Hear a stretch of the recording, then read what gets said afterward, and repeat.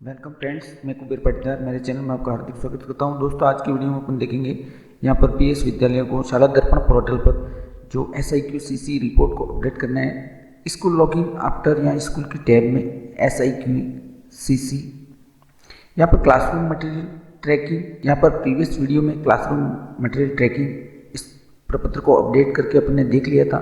और यहाँ पर जो दूसरा ऑप्शन था यहाँ पर CC SIQE मूल्यांकन परिणाम SS प्रविष्टि के बारे में आज अपन इस वीडियो में देखेंगे। यानी कि जो SA 1, 2 और 3 जो उसकी प्रोग्रेस रिपोर्ट है वो यहाँ पर अपन को अपडेट करनी है। ये ऑनलाइन प्रोसेस है। दोस्तों, ये वीडियो में आपकी सुविधा के लिए बना रहा है। इसमें कोई त्रुटि या विरोधाभास की स्थिति में आप विभागीय आदेश को अधिक माने।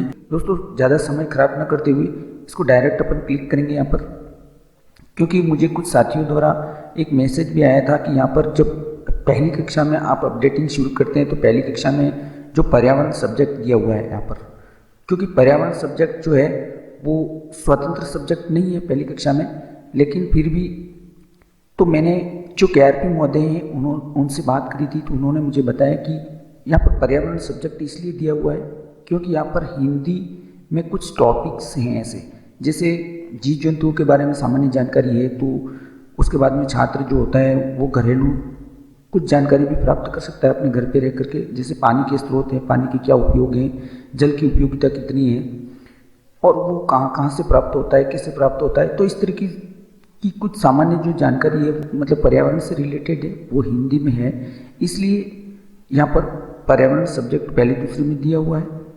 आप देखेंगे यहाँ पर तो पर्यावरण में यहाँ पर जो उसका कक्षा का स्तर है वो ऑलरेडी आपको यहाँ पर सेलेक्ट मिलेगा।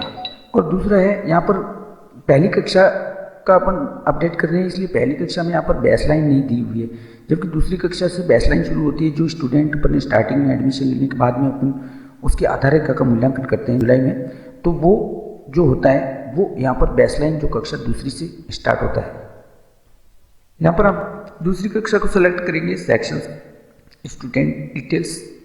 अब यहाँ पर जैसे ही अपन स्टूडेंट की डिटेल पर क्लिक करेंगे तो यहाँ पर जो बेसलाइन ऊपर यहाँ पर हिंदी, गणित और अंग्रेजी, इसका यहाँ पर जो अपडेट बटन दिया हुआ है, यहाँ पर ये अपडेट बटन है, इसको जैसे ही क्लिक करेंगे तो ये बेसलाइन अपडेट करने के लिए ओपन हो जाएगा। और यहाँ पर आप जो बेसलाइन है वो अपन आगे वीडियो में देखेंगे कि किस तरीके से बेसलाइन अपन अपडेट कर सकते हैं इसकी। यहाँ पर हिंदी में जो कक्षा मतलब दूसरी है, दूसरी में कक्षा पहली के लायक है स्टूडेंट, तो यहाँ पर अपन एक पहली कक्षा का एक और एक कर लेंगे। मतलब अगर पहली के लायक है तो अगर वो दूसरी के लायक है उसका बेस आधार है, आधार रेखा का मूल्यांकन यहाँ पर कर दें तो जो भी उसकी आधार रेखा होगी वो यहाँ पर अपडेट कर लेंगे और यहाँ पर सेव बटन है। और तीसरा जो पॉइंट है यहाँ पर इस बात का विशेष ध्यान रखें कि कहीं भी जीरो का प्रयोग नहीं हो, केवल AB और C और कक्षा का स्तर ही भरा जाए, अन्यथा भरे गए ग्रेड मान्य नहीं होंगे। यहाँ पर निर्देश के मुताबिक है कि अपन को कहीं भी जीरो का प्रयोग नहीं करना है।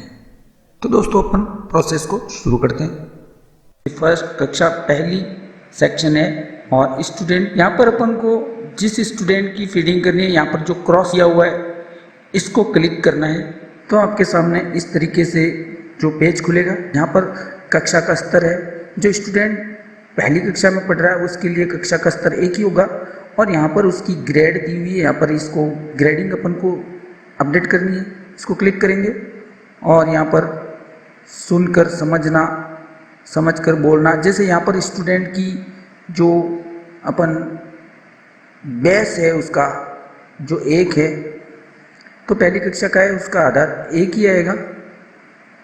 सबमिट करना है आपको। इसके बाद में नेक्स्ट स्टूडेंट, यहाँ पर ये इस तरीके से ये जो अपडेट है वो अपन को करना है। यहाँ पर जैसे इंग्लिश इतना फास्ट होता है ये। उसके बाद में कक्षा का स्तर, मतलब कक्षा का स्तर पहली कक्षा में है तो 1 ही आएगा और उसके बाद में इस तरीके से अपडेटिंग अपन को करनी है। ये तो हो गया फर्स्ट क्लास का। और यहाँ पर आपको ग्रेडिंग्स देने के बाद में इसको सबमिट करना है। इस तरीके से नेक्स्ट एंड नेक्स्ट जो सब्जेक्ट है वो ऑटोमेटिक ओपन होते जाएंगे। नेक्स्ट स्टूडेंट, इस तरीके से इसको ग्रेडिंग देनी है। जो भी स्टूडेंट आपने जो ग्रेडिंग दी है स्टूडेंट को, तो इस तरीके से इसको सबमिट करना है। ये तो हो गया पहली कक्षा का। अब अपन पहली के बाद में दूसरी क्लास को देखते हैं अपन। ये और पर्यावरण जो सब्जेक्ट होता है, इसमें कक्षा का स्तर जो होता है वो अपडेट रहता है, ऑटो अपडेट रहता है। ये यहाँ पर बेस लाइन आप देख रहे हैं, स्टूडेंट की जो बेस लाइन है वो यहाँ पर अपडेट हो रही है। यहाँ पर जैसे गणित में है, उसका अंग्रेजी में है, जो उसका कक्षा का स्तर है। इस तरीके से आपको CCSIQ की रिपोर्ट है वो शाला दर्पण पर अपडेट करनी है। Okay, thanks for watching my video. Have a good day friends.